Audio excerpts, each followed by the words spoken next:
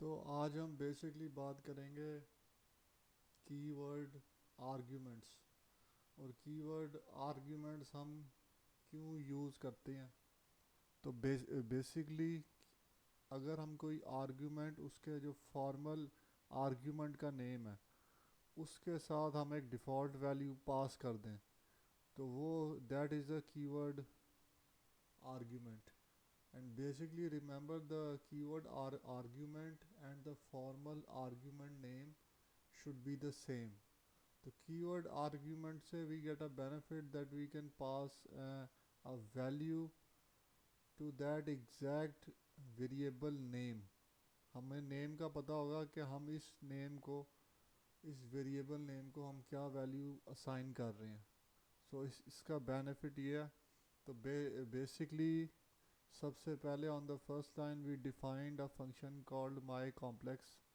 इस फंक्शन के अंदर we are passing two arguments, my real and my imaginary. In the body of the program we are calculate. एक और बात है कि किसी भी फंक्शन में ना यू कैन ऐड डॉक्यूमेंटेशन।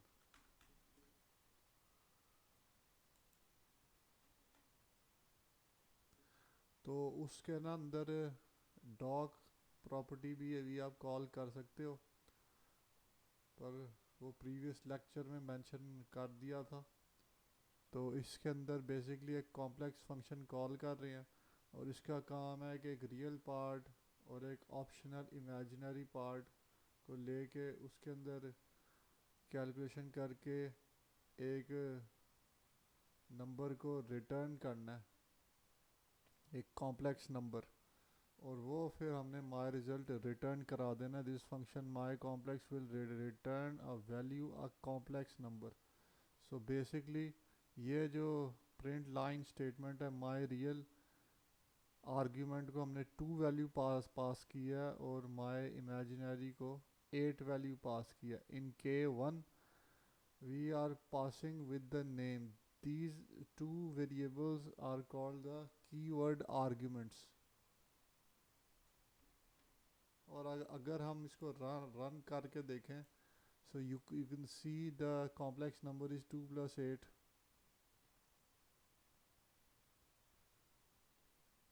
इसी तरह हमने K2 में हमने जो ऑर्डर ऑफ आर्ग्यूमेंट्स है वो हमने चेंज कर दिया।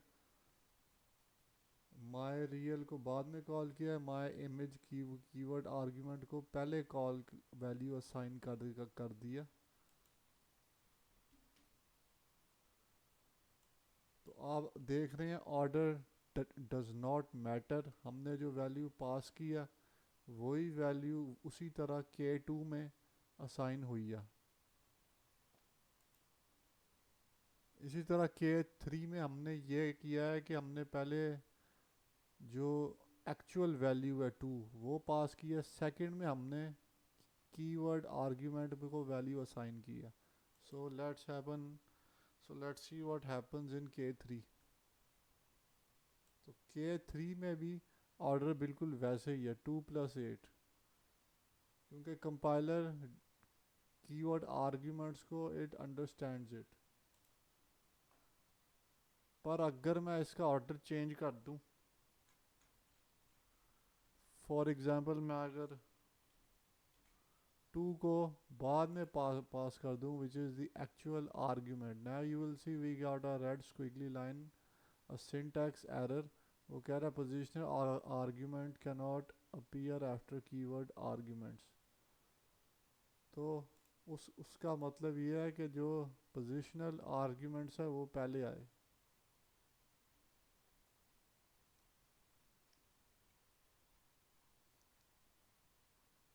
एक और तरीका इसके अंदर, हम अगर एक डिक्शनरी वेरिएबल बना लें और ये की वैल्यू पेयर पास कर दें, real 6 imaginary 8, this is a key value pair, और वो असाइन करके हम कॉम्प्लेक्स मेथड कॉल करें और उसके अंदर हम ये दोनों वेरिएबल्स पास कर सकते हैं।